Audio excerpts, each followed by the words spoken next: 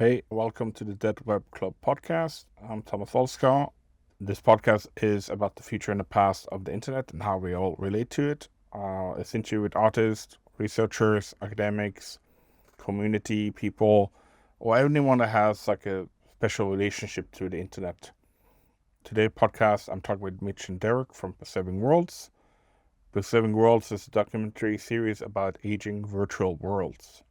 My name is Derek Murphy. I am a professional librarian, public librarian, and I also direct documentary films. And I directed the series Preserving Worlds recently, along with Mitchell, who can introduce himself. Hi, my name is Mitchell Zemil. I'm a animator as well as adjunct professor teaching animation. And with Derek, I helped Preserving Worlds, focusing on the cinematography and editing. I have this question that I like to ask everyone that's on the podcast right away is like, what's your first experience with the internet? So I got online when I was 6 years old for the first time. Let's see, that would have been in 1995.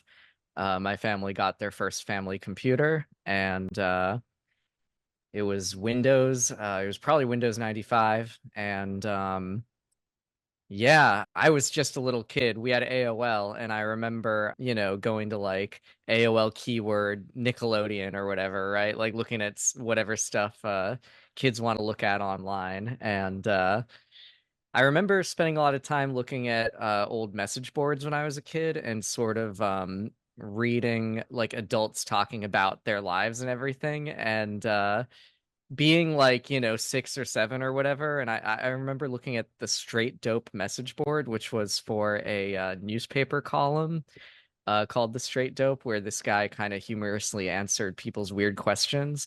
But the message board was just a bunch of like full grown newspaper reading adults like talking about their lives. And I'm like 7 or 8 and I'm like learning about the world and like how adults live by vicariously getting all their stories. It was kind of a weird different way to grow up, I guess. Yeah. And I have to apologize because the internet cut out for me exactly as you asked this first question. I knew this was going to happen. Yeah, first memories online. For me, yeah, similarly, got access to a computer around like 1998. I think a few years after that, my parents got me Zoo Tycoon, a, non-online game, but the first specific websites I can think of going on to were specifically a fan BBS forum for Zoo Tycoon called the Zookeeper's Lounge. And I remember specifically, wanting to create an account as a 12-year-old or maybe 11-year-old and, asking my parents for permission because I was not yet 13 and I very specifically needed to have their permission to have an account. But yeah, being on the forum, let's see, that was my first introduction to like soft modding, because a lot of people on that website had uh, this API package they would download to modify the animals and create like custom content for the game. There was like collaborative storytelling, like off-topic forum posts and things that I would watch very closely and participate in somewhat. And those are the strongest memories, at least I can think of, first experiencing, the internet. How did you guys, first of all, like the project that kind of I know you guys from is Preserving Worlds, but how did that start in a way? How did you guys meet? Yeah, so Mitchell and I were friends from the same hometown. We met each other through like different friends like in high school, and we were both interested in film, and so at some point he and I started talking about, so I had an idea for a project which was incoherent, but it was going to be something to do with like a documentary about the strange and unusual places in our hometown that I'd been around to, because I was kind of into urban exploration at the time. And so I would go and like find abandoned buildings with friends, and we'd go and like get in there and explore and take photos and all that kind of stuff. A lot of good urban exploration in Sarasota because it's a very quiet, safe town with a lot of buildings that have been overtaken by nature. And Florida is so like verdant, and there's not really a strong winter to slow down plant growth. So when a building goes abandoned, it gets overtaken extremely quickly. But anyway, we wanted to make a film about that. We teamed up, and we took about, God, like 5 years to make. Yeah, to make our first feature, which was Sarasota Half in Dream. And that is on Means TV and Ovid TV right now, streaming. And then after that, well, as part of making Sarasota Half in Dream, we actually filmed what became the first Preserving Worlds episode, because at the time I was getting interested in WorldsChat, this early 90s chat environment, like an early 3D online virtual world that was very socially oriented, kind of like pre-Second Life kind of thing. And I knew about this guy that was doing like an amateur archivist project to try and document WorldsChat and, take screenshots of the different zones in it and interview people and all this type of stuff. And I thought that was an interesting project. So I reached out to this guy, and Mitchell and I went into WorldsChat and we filmed an interview with him in the game, and talking about his project and having him tour us around the program and show us different locations. And that was going to be in Sarasota Half in Dream, and there was sort of this like thematic connection of like, exploring abandoned spaces and reusing them for new ends. But in the end, most of the film was about Sarasota, Florida, and so it was the one scene that wasn't about that, so it made more sense to cut it. But we liked it so much that we put out a short film version of it, like standalone, and put that on Means TV. And then Means TV was like, we'd watch a whole series of this. And I was like, you would you? So Mitchell and I got together and put together a pitch for it and pitched it as a series. So then we started filming a lot of different online games, and interviewing a different person for each episode, covering a different game, and sort of doing a tour through each of these game worlds, and getting into a lot of topics related to long-term preservation of online games, and really long-running online games, and how communities evolve and change over decades of an online game, and like who's using them now, what's it like in there, that sort of thing. So that's what that series is. But I've been dominating this chat here. Mitchell, do you want to add anything? Yeah, I mean, that's the general storyline. I just wanted to add, I guess, a couple of like historical markers of what was kind of going on, yeah, outside of the progress. Like Derek said, we were working on this film about our hometown in Florida and the weird spaces in it. And I think something that is also like important to the story is partway through making that story, Derek, you moved back up to Boston, right, to get your master's degree in information library sciences. And Hmm. I think that like decision and just like advancing, Derek advancing his studies there and moving into the field of, librarianship. Um, I like to me, I feel like is a big difference as well, or it's a big, progression from our like hometown film that felt like very personal and, like this emotional poetic kind of thing into Preserving Worlds, which still has a lot of that like human sort of emotional quality to it, but also has like this additional like academic lean to it and this kind of emphasis on archivalship and preservation, of course. And then the other sort of like big historical marker that's just like impossible to avoid with any of these conversations is we did actually start working on kind of putting together a pitch for an extended series of Preserving Worlds, making a few more episodes. I want to say like late 2019, maybe January 2020, but it really was like the production of our first season was like May through July of 2020 that summer. And obviously, I think something that was one of the silver linings of everybody being inside at that time. Everybody was online, and uh, for us, it luckily meant that like our very virtual film production was able to, go unfettered Yeah, and everything continue we on. were filming was online, right? We weren't filming anything in person. You pretty much never see a human being in the series for the most part, outside from a little bit of archival footage, but you're mostly, it's shot in the game world. You're seeing the avatar walking around. That's the person we're interviewing.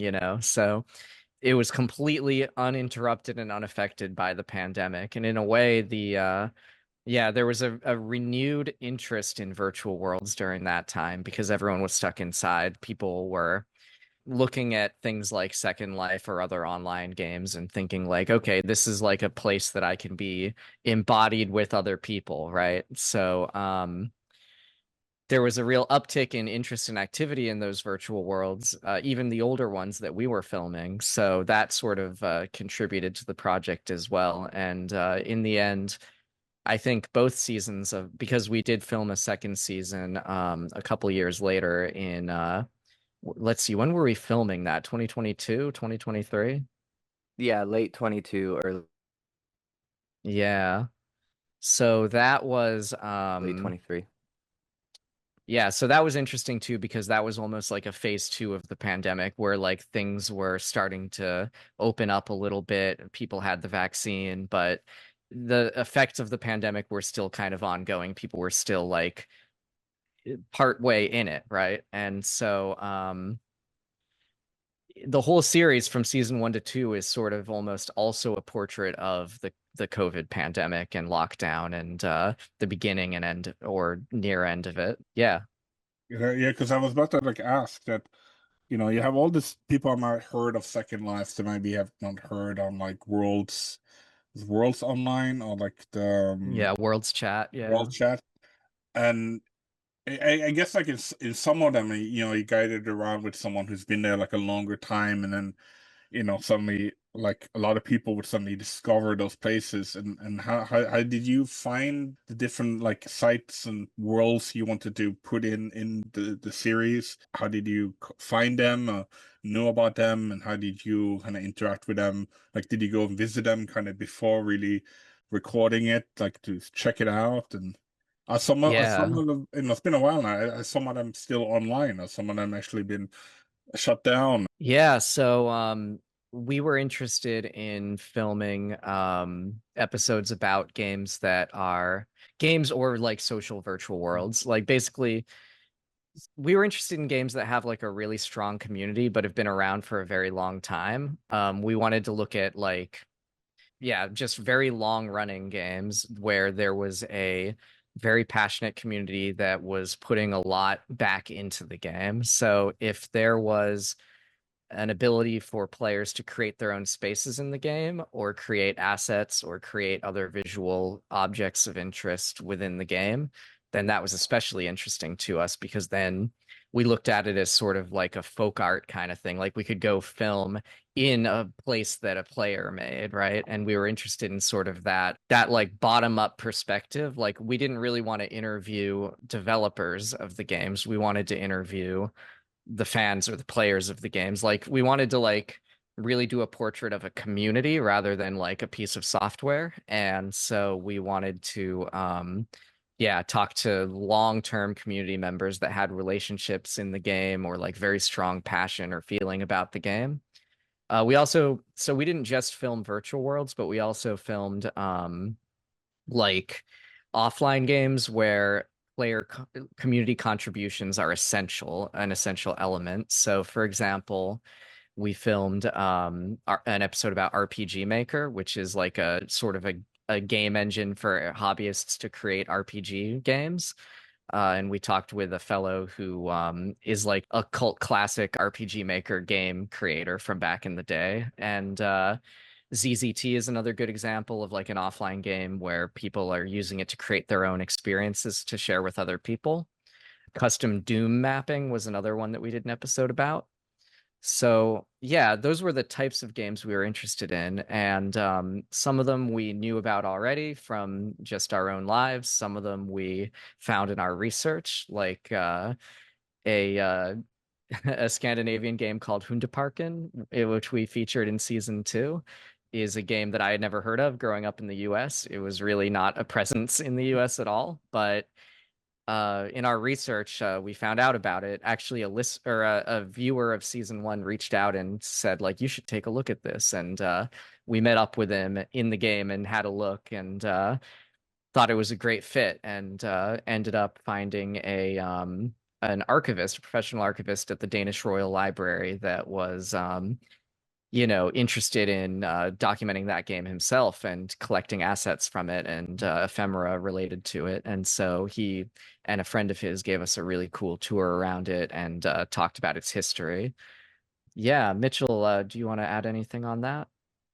Yeah, I just wanted to say that when it came to selecting the different games or virtual environments, the episodes, essentially, as much as it came down to, yeah, these different virtual spaces that kind of checked all the right boxes for us, there was also always the question of who was going to be our guest speaker for that episode, our tour guide through that world, and, who was going to lend their perspective to it for us.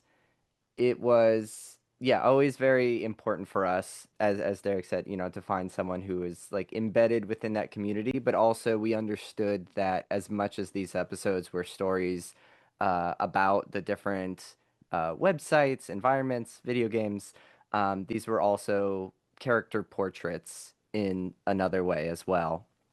And so we are always looking for not just like the content, but like what specific angle or perspective we were going to see it through. So, like with the Second Life episode, for example, we knew that given the somewhat antagonistic relationship that the developers of Second Life have sort of imposed on their own user base, we knew we needed to approach that space with a bit of nuance. And yeah, we were really happy to find a user who had a very unique and salient perspective on using Second Life and had a very interesting, like, personal relationship to it that we knew was going to make the episode that much more interesting and valuable for us. And also, yeah, just as Derek was saying, when it came to finding those people and those games for the first season, a lot of it was a little bit of personal research as well as word of mouth. For example, my roommate at the time happened to be a huge Myst fan and was a big, person in that sort of video game fan community. And I told him about the series, and he said, "Well, why don't do an episode on Uru on Myst Live?" And we were like, "Oh, yeah, great. Like, do you want to talk for us?" And so we talked to my friend Max, and we also found a lot of people through, online friends of Derek's. And then with the second season, we had the benefit of being able to use sort of the acclaim that season 1 had to find other guests that, we had a less direct connection to. And It's easier to approach someone you don't know when you can say, hey, here's season 1, check it out. Like, we're not random, we're legit. We actually have something that we've made, and you can see exactly what it's like and then decide if you want to be a part of it. It is a little easier when you have that cred. Yeah, yeah. no, it And the helps. Hundeparken episode was, yeah, a specific. Like, we never would have had, someone randomly reach out to us from Scandinavia um, to tell us about this game that we otherwise wouldn't have been on our radar. So that was also a huge blessing for us. Sometimes you don't see stuff before you get aware of it. And I feel like since Preserving Worlds, I come across a lot of channels like on YouTube that would go and visit kind of dying online games on Steam, for example. So I feel like it's like a whole genre of people kind of not doing Second Life, but they do kind of like exploring kind of worlds on Steam. And then I'm wondering maybe what's the kind of feedback from people about this series? Put a spotlight and stuff, but do you feel like maybe we were talking about that subject before you made Preserving World, or have more people like Oh, wow, this is an interesting thing I kind of forgot about or didn't think about. Yeah, people were definitely exploring old virtual worlds before we made the series, and there were definitely. I mean, I know that there's one YouTuber named Vine Sauce that did a Worlds Chat exploration before we did. So we filmed ours in 2015, and I think he did his in like 2012. So we're not the first people to do No. this, but I think if there's a first for us, it's probably well, no, we're not even the first to do like a artsy documentary about the subject either, because there's a really good feature-length documentary from oh, I forget the exact year. I want to say the early 2000s called Avatara that is about an old online virtual social world called On Live Traveler, which also was called Digital Space Traveler at one point. And that is a feature that's filmed entirely within that game world. And it's a lot of different like talking head interviews with people. And it's pretty cool because that software, the avatars were like big giant floating heads, and the mouth of the avatar would actually move in sync with the sound from the player's microphone. So you'd have this very immediate like I feel like I'm standing in front of someone talking to them because their mouth is actually moving in time with their speech. And so that also makes it very compelling visually in like a film format. So I definitely recommend that feature. It's very cool.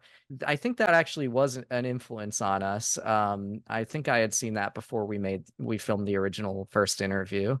It's definitely cool. So yeah, we're not the first people to do it at all, but I think it's more like like my own like view or my own experience of stuff. When you first start looking for stuff, you find more of it. But I think yeah. it was like an interesting. I mean, also the connection with like urban exploration. I also remember like it being such a niche underground hobby, and you could find websites online about it, and you kind of interest yourself, and before you know, it's like everyone is apparently doing it online. Yeah, yeah. Sometimes there's little trends like that. Yeah. Mm. When we filmed Sarasota Half in Dream, there was one guy that I knew about online that was doing urban exploration in that town. And like he had a blog about it. And this was like probably like 2013 or so. And we reached out to him and we actually like met up with him in person because of his blog that we found online. And we filmed an interview with him and it was a lot of fun. And then he became a famous science experiment YouTuber later on, which is kind of funny. Interesting how the world kind of works sometimes with this. Another point, like maybe some people they see the documentary and are kind of interested on like checking those places out. Did you have any like how to like film this kind of project and like the kind of technical aspects of it? Because was it just some people say like you just go to a website, you kind of log in, you need to install like software. How difficult was some of that, or was it? Yeah. I'll Yeah. let Mitchell speak on this Yeah. one. Mhm. I'm going to step away for a sec. I'll be right back. But yeah, go ahead. Sure. Yeah, no, I'm happy to talk about that. So, in terms of the actual install and getting some of these older games to work on like a modern like PC, we mostly just followed, simple web tutorials. We will say we did get some assistance at times from our interviewees who Mm. explain like, oh yeah, use this program or use this or that. And with, the episode on custom Doom maps, for example, it's almost the opposite or inverse problem you'd normally have where there's a plethora of myriad different programs that people have made in order to play old Doom maps on, modern computing software, computing hardware. So it was just a matter of kind of picking the right one that worked for us. We also, yeah, at times there was maybe additional considerations on our end because we knew we weren't just playing these games to enjoy them, but we are also there to film them in a way that would be as enjoyable for a film audience as possible. Looking for all the little kind of like tricks that you could find to sort of minimize your screen, all the little icons and heads-up display elements, and try and go into like a full like first-person Mm. camera perspective essentially, and just sort of be, the third-person objective eye flying around the scene. Um, yeah, different programs, it was easier for some. There was only so much you could do. For example, our Neo Habitat episode, we're essentially looking at a in-browser emulation of the Commodore 64, and there was no, you know, not really much to be done in terms of making it like friendly for filming and editing purposes. But, we did what we could in that Not to case as mention well. Gemstone. Yeah, yeah, absolutely. Gemstone So 4, for text-based those, only. yeah, for those unaware, Gemstone is a fully like text-based, like old school, like dungeon crawly RPG game, and having no visual elements, that was the most difficult from like a filming perspective. Again, accessing it actually super easy. You can just go onto the website and hit play. And with a lot of these games, it was something like that. There was not often that much friction to access this stuff. The main difficulties or challenges came in how do we present this in a way that's um, maybe a little bit more pleasing for an audience, and sort of playing up to that factor, and like trying to stage the elements in a way that feels more cinematic. Um, so. Yeah, I don't know if that answered your Yeah, question, no, I think that unfortunately, but answers I it. wanted to say we have a website at preservingworlds.net, and for season 1, I just made this website, and it looks like an old school like 90s website, which is fun. But it's got a page for each of the games that we filmed in, and that page sort of has like educational, informational content about each game, including instructions on how you can log into the game. So I tried to make it as easy as possible for viewers to who might be interested in a game to go to our website and figure out how they could check it out. And I meant to do some new pages for season 2, but I haven't gotten around to it yet. But at some point, I'm going to be putting up a similar kind of stuff for all of the games that we looked at in season 2. Did you find anything that you didn't expect? If you explore an abandoned building, you might come across stuff that like it's a bit weird or not expected. yeah, I would say there were just a lot of just straight up surprises, and just like really fun oddities in a lot of these places. I do think, as you're alluding to, that's the nature of sort of uncovering stuff that's maybe decades old, and somebody probably in that moment was just like creating a little part of their little virtual hangout space, and thought nothing of it at the time, and then you're estranged from it, you're visiting tens of years later, and yeah, it's just little like striking like visual surprises or weird little blasts from the past, that sort of thing. And yeah, all the different games I think had their own kind of oddities and little fun pleasures. I would say more broadly, in making the series, one thing that, stood out to me as particularly interesting was just seeing all those different virtual worlds, and really seeing a strong account for how the formal factors, the way that those games were programmed, the way that they were designed, led to different kinds of organic, like forms of social interaction. The way that the users experienced that space and experienced that community, the way it developed, were it all, comes organically, or much of it came organically from the way that the worlds themselves were set up. So our episode on Doom, our guest Liz Ryerson does a great job of explaining sort of like the history of like the design philosophy that seemed to like organically evolve out of building custom Doom maps, and how it, started with shooting demons in dark cobwebs and dark catacombs, and evolved into really strange and esoteric, almost kind of like crafting of like weird paradoxical spaces for some artists. Meridian 59 is also another example where you can clearly see that because the game was designed to have like it was designed on a shoestring budget and there wasn't much that developers like created in the game. They knew to create it interesting, they would have to rely on player interaction and being like a medieval RPG sort of setting. They focused on player versus player combat and what little design they did was mostly like in order to put like two or more players in like a confined space and make them fight to the death, basically. And so you get like this environment where like everybody is friends with each other, but they're also it's almost like a frenemies kind of relationship where you have like these long drawn out like months long like campaigns with like subterfuge and espionage and backstabbing and all in good fun, kind of like an evolved, version of like playground like games of tag and such. But um yeah, just like seeing how that like player antagonism came out of the hard code or the hard design of the spaces was, I think, always like really interesting to see.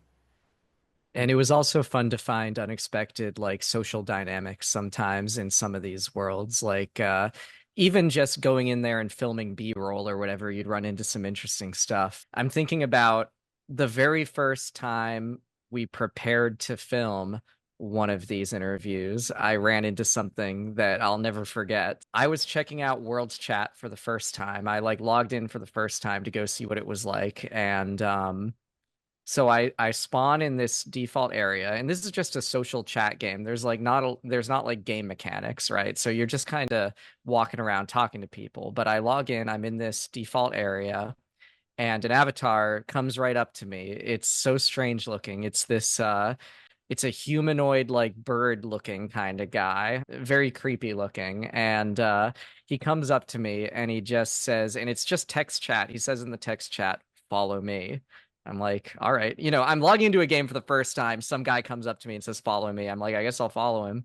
So I follow him and he starts taking me through all of these abandoned worlds and spaces in this application because this chat environment, people could 3D model their own rooms and places and everything and upload them, and they would become a stable part of the world. So this guy's taking me through all of this basically like outsider art that like people in the 90s or early 2000s had made, just like incredibly surreal spaces.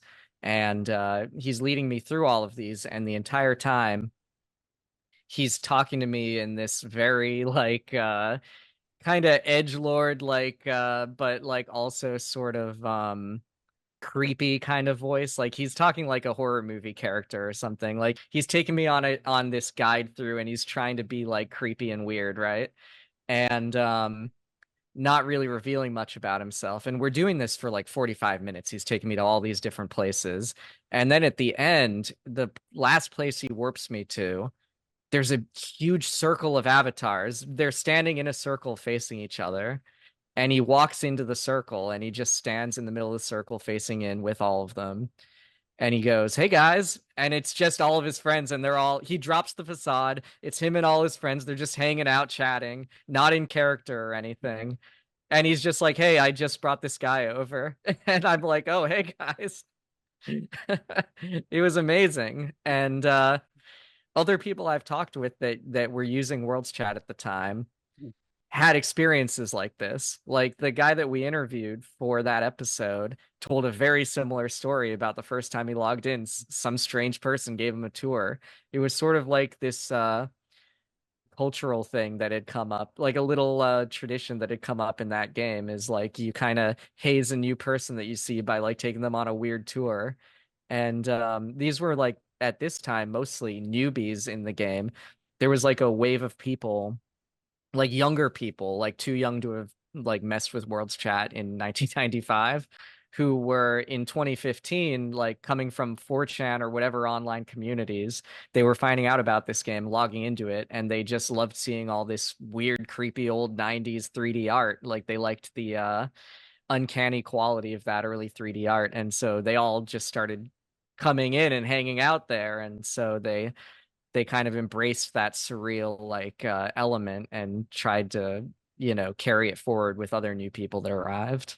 So yeah, sometimes we would find stuff like that, and it would just be like unearthing this incredible, bizarre social dynamic. So do you maybe see this like waves of that, like interacting with those different worlds, that this new cultures evolving, new traditions in a way, and finding Yeah, the definitely.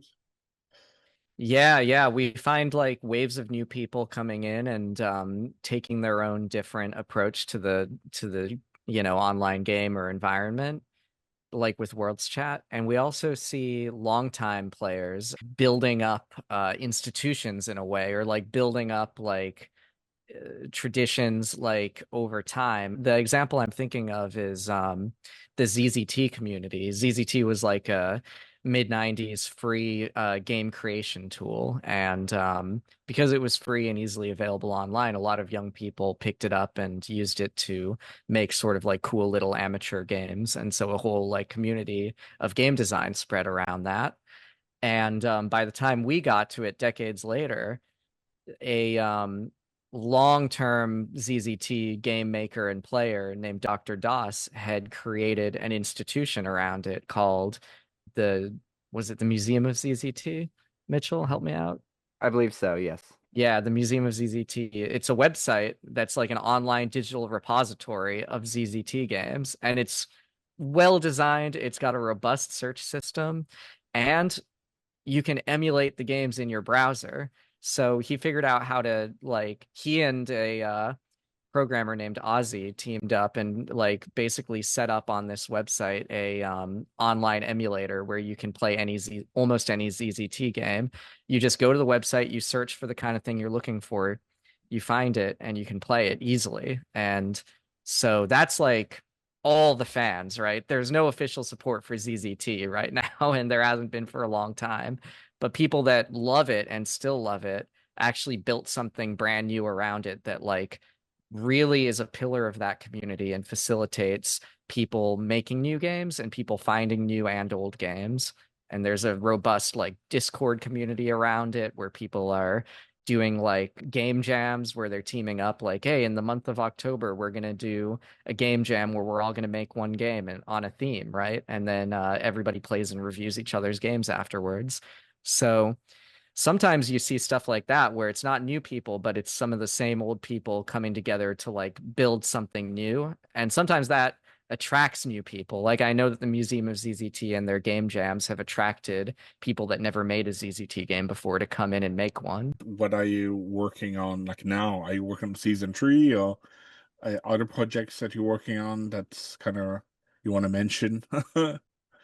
So we finished season 2 in late 2023, in like August, September, I want to say 2023 was when it came out. And so it hasn't been that long, but it's been a couple of years. For me, I've been on a brief break from filmmaking stuff because I started a new job recently that is demanding, let's say. So I've been like very focused on that, but I'm not done. I do want to film some more stuff sometime soon. I'm sort of I might be starting to get the bug back soon. So and I've got a few ideas, so we'll see. But I've also been thinking about kind of maybe making like a little kind of feature length remix of some of the Preserving World stuff, sort of maybe bringing a few episodes or bringing bits from all episodes into just like a feature thing. And it would really just be, to submit to festivals and like have something in that feature format is kind of fun, but it wouldn't be anything substantially new. But I think Yeah. Mitchell, you're working on some stuff. Yeah, I can say, well, first of all, as far as season 3 goes, I know that we do have, several fans of the series and folks who've asked about more episodes of Preserving Worlds. And I think one of the challenges for us is while there are so many so many examples out there of like places we could go to and websites and games we could explore, there is this sort of diminishing returns on sort of retreading the new ground of look at this place, isn't it strange? It's so charming and going on. And that's not to disparage or diminish anyone's like their, personal, favorite like spot on the internet. But it does become kind of like a logic puzzle for us, creating like a series of like, what can we say that's a little bit new in each of those episodes. So at the moment, we're not looking at doing any more episodes, new episodes of Preserving Worlds, but something could come along and we haven't ruled out the possibility. And yeah, beyond that, um, Derek and I have been talking about potentially different ideas of creative projects and, other documentaries we could explore making, possibly not, limited to virtual ones, kind of looking at returning to the real world, as it were, back to our roots. And then in the meantime, as I mentioned, I do animation work, and I'm currently working on just a personal short film that I'm hoping to complete in the next couple of years. Um, it's not about the internet, it's about worms going into a guy's mind and infecting it to like speak for him. Maybe like a question for Derek, your choice of being a librarian, was that kind of influenced by your interest in like the online, or was this kind of what came first? Did the interest of history come before the internet, or the internet come before history?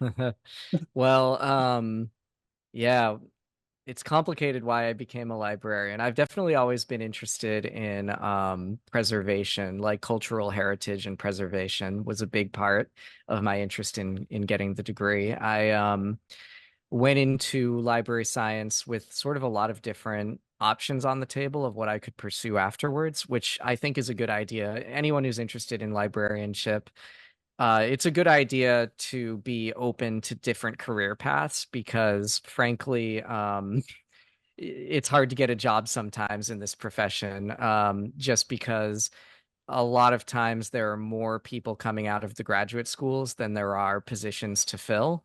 And I think this is a consequence of, I live in the US. This is in the US, it's a consequence of like librarianship and cultural heritage institutions not being as financially supported as they ought to be in a working society.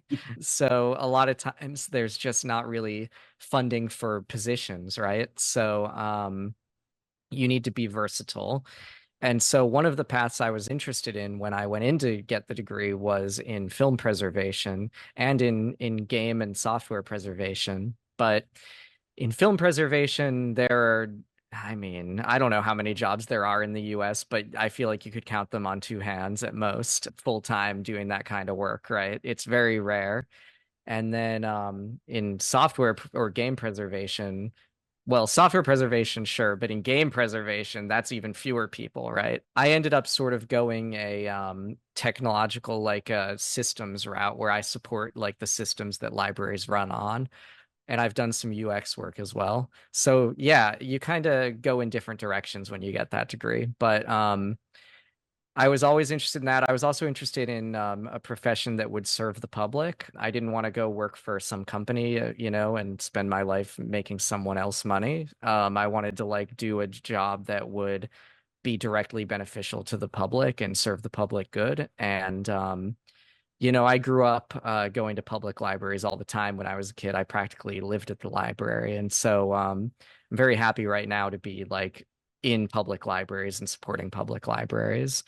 But yeah, my interest in this series does tie in though. When I was in grad school, I actually wrote a paper for a journal that was on the same subject as the Preserving World series. It was about sort of archival preservation of online games, because it's interesting. Software preservation in itself is already quite difficult. It's not like it requires like very active maintenance in a way that a lot of physical, like, for example, print media doesn't require as much active maintenance. If you put someone's diary from the 1800s, like if you house it properly in like acid-free material and like folder it properly and keep it in a climate controlled environment, then it'll last a very long time and you don't have to worry too much about its well-being, as long as you take care when you're handling it and such. But when we're talking about software, if you're not like taking active efforts to maintain it, then you may not be able to run it.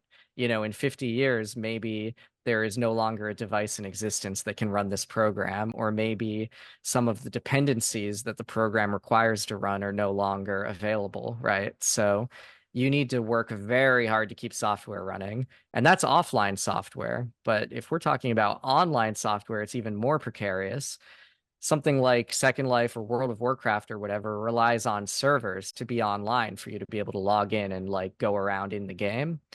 And you don't really get the full experience unless there are people there interacting with you. So a researcher in 50 years who wants to understand the importance of World of Warcraft and what it was like to play it, it's going to have a hard time. Maybe they can stand up a server and maybe they've got the software preserved and runnable. But even if you stand up a brand new server of World of Warcraft, there's no one in it, right? And maybe you get some people in it, but these are going to be new people that never played before or weren't part of the original community oftentimes. So with Preserving Worlds, we were interested in sort of taking an ethnographic approach. And this is one of the things that I talked about in that paper that I wrote, is we wanted to like go in the games and talk to the people that are part of the communities and like document how it exists today, so that in those 50 years later, a researcher could, maybe they watch an episode of Preserving Worlds and it's not like a full academic treatise or anything, but it is a document of what the game looked like, different spaces in the game, and a discussion about the community around the game where you learn about the community. So that was sort of our goal.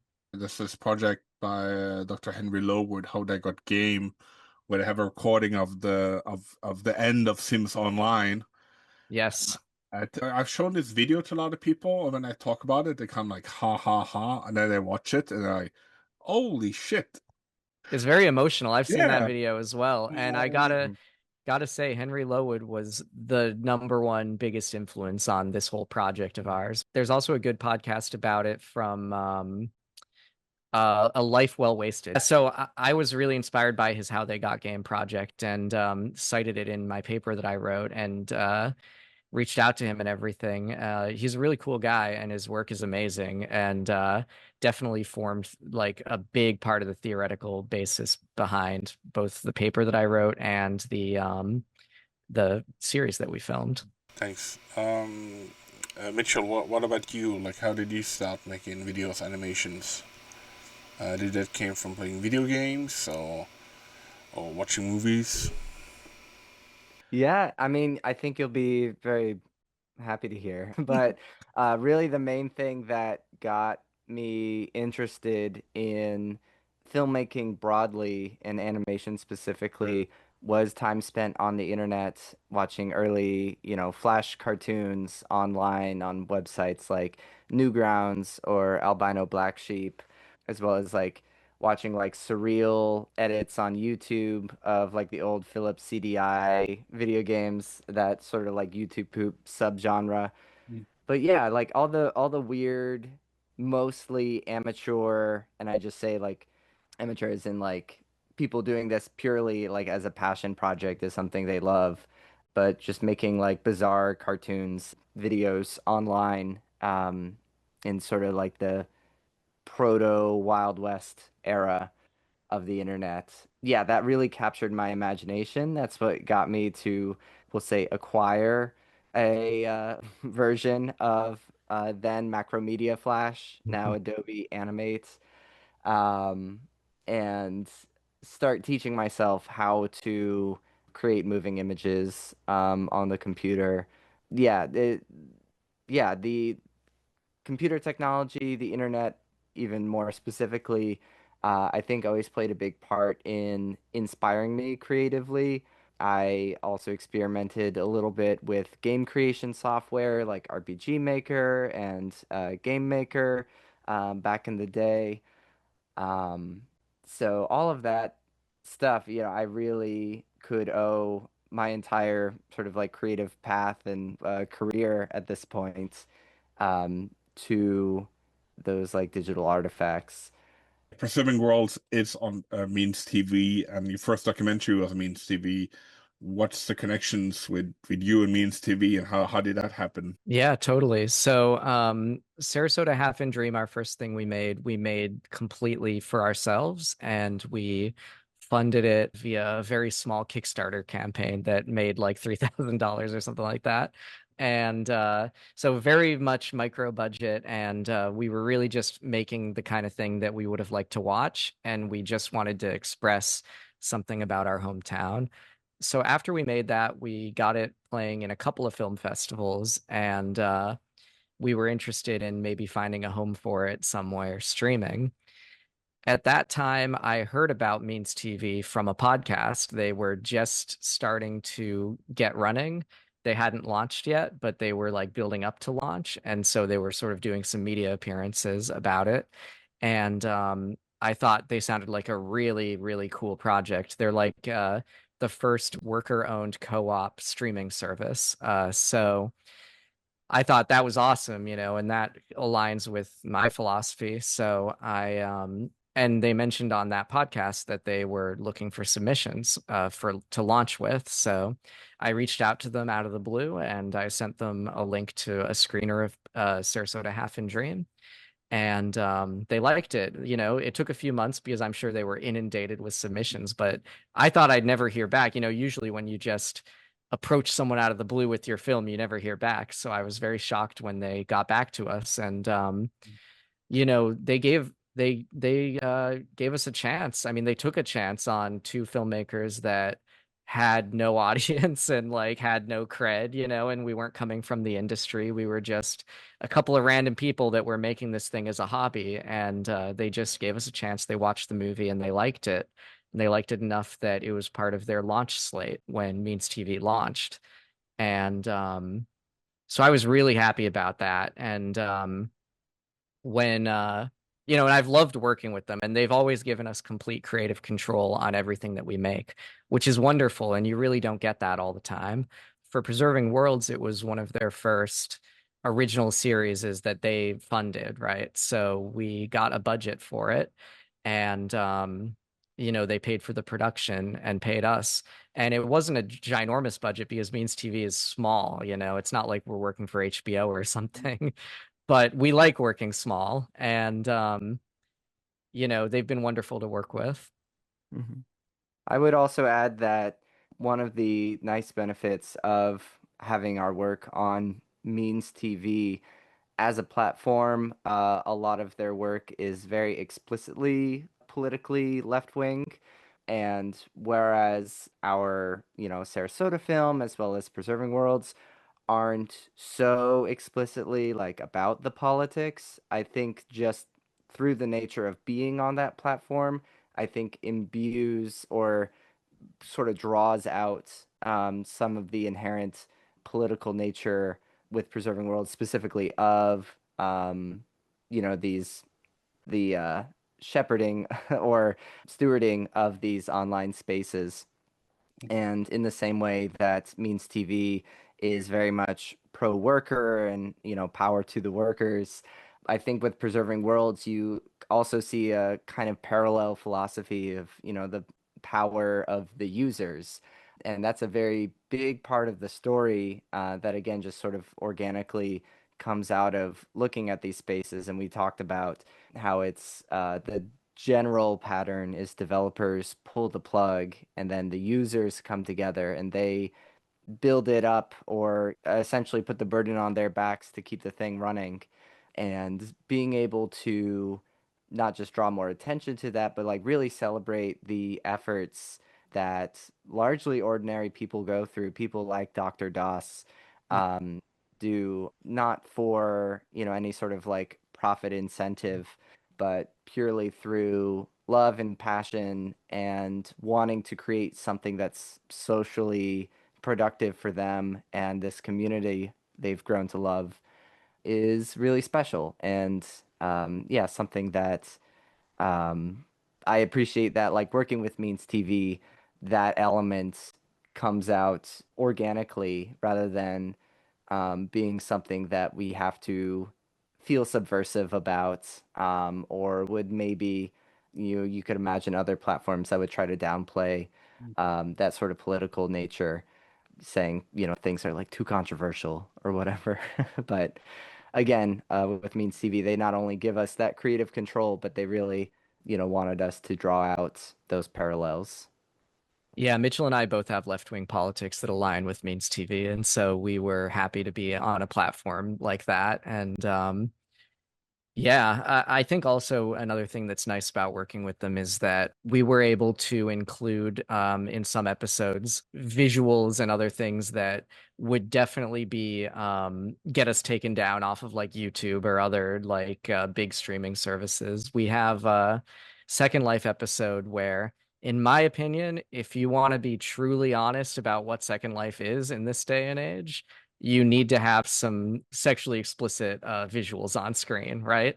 That's a big part of Second Life and what people go to it for. And so, we were interviewing someone who goes to furry clubs in Second Life, and furry clubs in Second Life are oftentimes not safe for work, let's say. So we went furry clubbing in Second Life for the episode and we filmed it. And I think it's very compelling and interesting. And it ties into some very nice queer themes. That's a big part of the series as well, is a lot of stuff about like queer communities finding space in virtual worlds where someone who might be isolated at home in like maybe they live in a city that's like not super accepting of them, or they might not know very many other queer people around. They can find community online, and in some of these virtual spaces you can, like, maybe you don't have a gay club in your town, but you can go gay clubbing in Second Life, right? And so we were happy to be able to include stuff like that, material that would go against the terms of service of something like YouTube. Means TV is willing to put on their platform, and I think that's important. Like, we're adults, we're trying to make something with substance. It's ridiculous to ban sexually explicit content in a if you're making a serious documentary about a subject where that's a serious factor. There's always this conflict between how the community wants to use the space, and then the conflict of the people who are running the service. Historically, like an example like Tumblr, for example, businesses get bought up. There's a new agenda. They want to reform their business into something new. They need to make it profitable. And often by that, they tend to be kind of ignoring or do not want the part of the community that's on the platform because they don't fit into the business model. Yeah, they're afraid of scaring away advertisers or something. But Means TV does not have advertisers because it's entirely funded by its users, and they don't take like venture capitalist funding or anything like that. So they're not beholden to anyone, and so they can have whatever stuff they want on their platform, which is wonderful. And yeah, I mean, and that is interesting you say that, because that is something that comes up in that Second Life episode too, is that even Second Life's owners, they would love to get rid of this stuff or minimize, this type of like adult material, because they too would love to sell more advertisements or like go bigger or whatever. Like they want to like gentrify their own platform, right? In the hopes of getting bigger or more mainstream, but in the process that is turning away some of the most valuable activity that occurs on their platform. I guess it's a kind of like a town that's famous for gambling, who wants to remove gambling because they don't like the tourists arriving there, but that's where the town makes the money, is gambling. So right. Yeah, it is similar. Yeah. something you want to mention to people, or something people should check out? Books or documentaries that you think people want to watch? Yeah, well, I guess first I'll do a little self-promotion. So, if you are interested in Preserving Worlds or Sarasota Half and Dream, both are available on Means TV, which is at means.tv. They have a very generous free trial that you can use to check out some of the stuff first and see if you like it. And then if you like it, you can stay a subscriber. It's pretty affordable too. Then the first episode of Preserving Worlds is also on YouTube, so that's as easy as it comes. So if you want to see the first episode, it's on YouTube.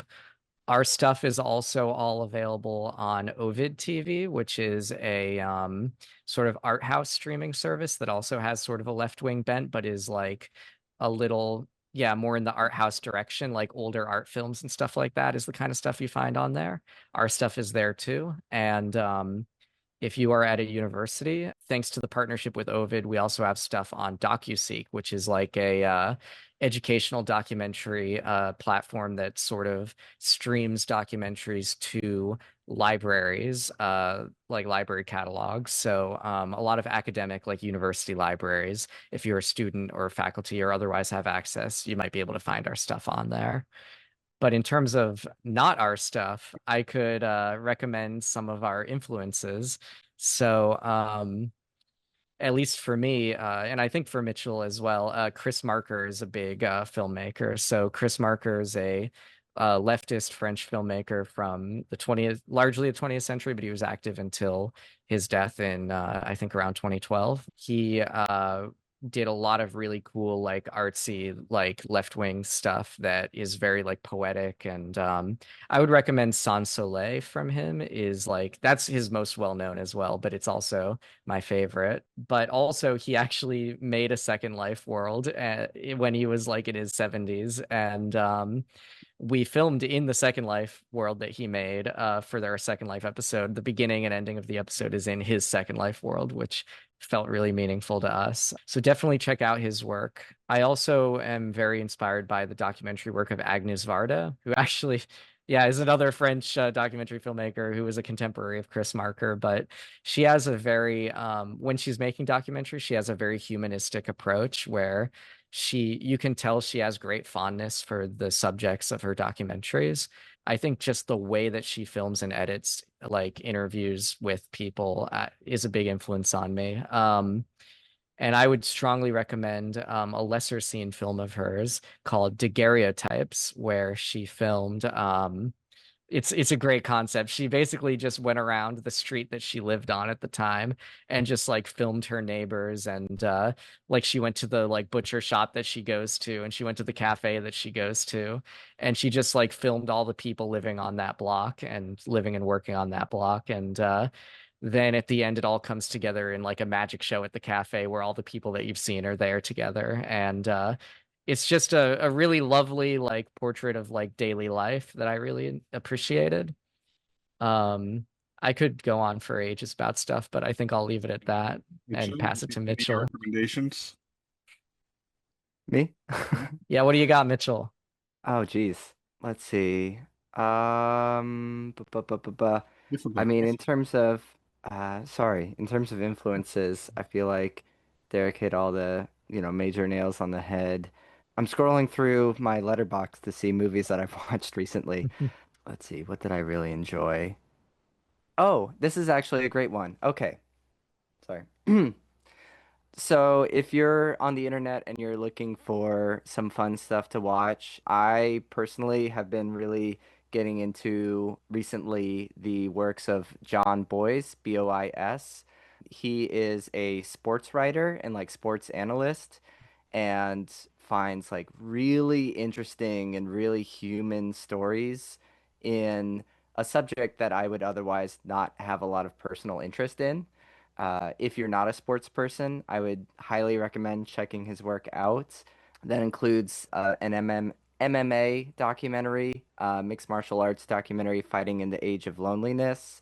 He also did an experimental, like, hyperlink fiction called 17,776, which is like a weird speculative future where humans are now immortal and play like centuries long games of football and change the rules in like really weird ways.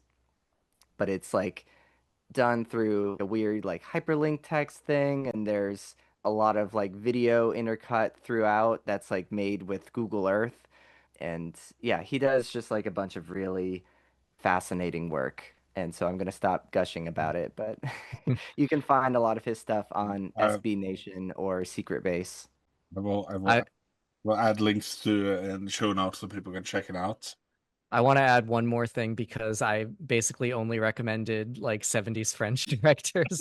So I want to also recommend a current documentary filmmaker named Kazuhiro Sôda. He's a Japanese filmmaker who makes really, really cool observational documentaries that I think he's underrated. He deserves to be famous. I would strongly recommend a film called Campaign, where he basically follows around a childhood friend of his who now is a up and coming politician, but he's like a very minor politician in Japan in like their like liberal democratic party. I think I forget the exact name of the party, but he's like this young politician. He doesn't really believe in anything. He's like just there to like get a job as a politician, and like he doesn't really have a natural what's the word, he doesn't have like a constituency. Like he's basically being placed there by the party. Like the heads of the party are like, we need someone to fill this seat. Let's Okay. have this guy run. It's a safe seat. They win every time. This guy's just gonna win. We'll just put him in here, right? And so it's like this empty campaign, but like the film is like following this guy around while he's campaigning. It's very interesting. And then he did a sequel later called Campaign 2, where that politician came back to run again, but he no longer has the support of the party leadership and he still has no constituency. But now he's running an issues-based campaign that completely fails. And it's like following that campaign. Those two are both very interesting. And also there's a film called Peace that's like a very feel good, very meditative like thing about a elderly couple that support a lot of stray cats in their small town in Japan. They like take care of like hundreds of stray cats, and they also take care of other elderly people that are like having difficulties or like require special accommodations. So it's like this really lovely like film about like people caring, about care, which, yeah, I love it. Thanks for the recommendations, for being on the podcast. Thanks for sharing stories about the preserving worlds, but also your own influences. So. Absolutely. Yeah, thank you for having us. Thank you very much for having us.